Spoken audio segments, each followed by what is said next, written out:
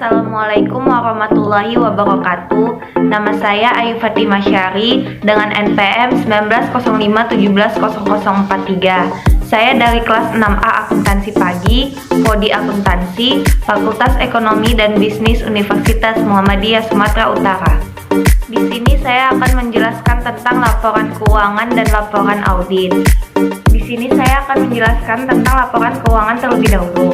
Laporan keuangan adalah catatan informasi keuangan suatu perusahaan pada suatu periode akuntansi yang dapat digunakan untuk menggambarkan kinerja perusahaan tersebut.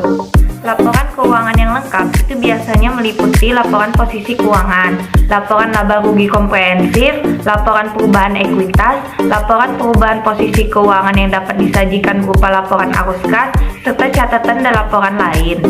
Fungsi dari laporan keuangan. Laporan keuangan berfungsi untuk menganalisis kinerja perusahaan dan membuat prediksi tentang arah masa depan harga saham.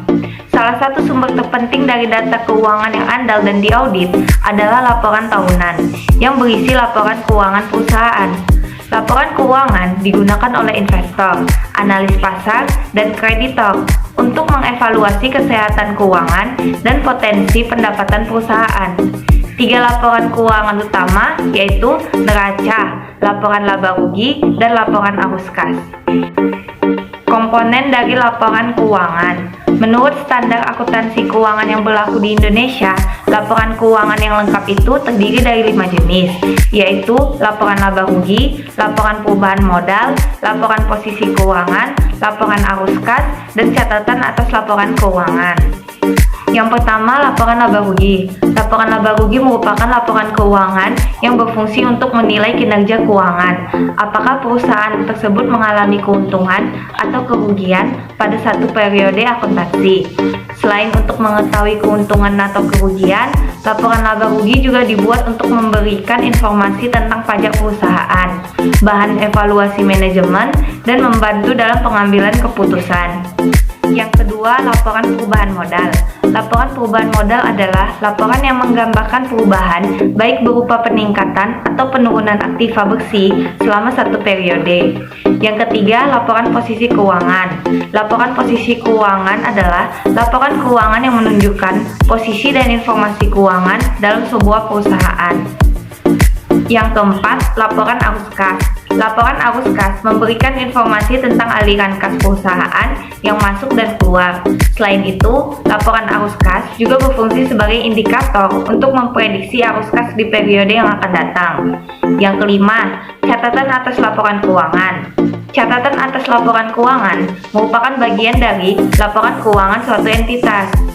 Selanjutnya, saya akan menjelaskan tentang laporan audit.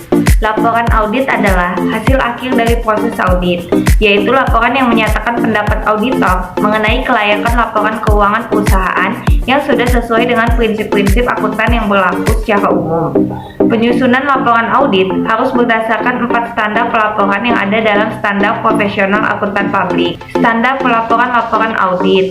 Yang pertama, laporan audit harus membuat laporan keuangan yang sesuai dengan prinsip akuntansi yang berlaku umum. Yang kedua, laporan audit harus menunjukkan ketidakkonsistenan penerapan prinsip akuntansi dalam penyusunan laporan keuangan periode terkini dibandingkan dengan periode sebelumnya. Yang ketiga, pengungkapan informatif dalam laporan keuangan harus memadai, kecuali jika dinyatakan lain dalam laporan audit. Yang keempat, laporan audit harus memuat pernyataan pendapat mengenai laporan keuangan secara keseluruhan. Jika pendapat secara keseluruhan tidak dapat diberikan, maka alasannya harus dinyatakan. Fungsi dari laporan audit. Yang pertama, mengkomunikasikan hasil audit kepada pejabat pemerintah yang berwenang berdasarkan peraturan perundang-undangan yang berlaku. Yang kedua, membuat hasil audit agar terhindar dari kesalahpahaman. Yang ketiga, membuat hasil audit sebagai bahan untuk perbaikan institusi.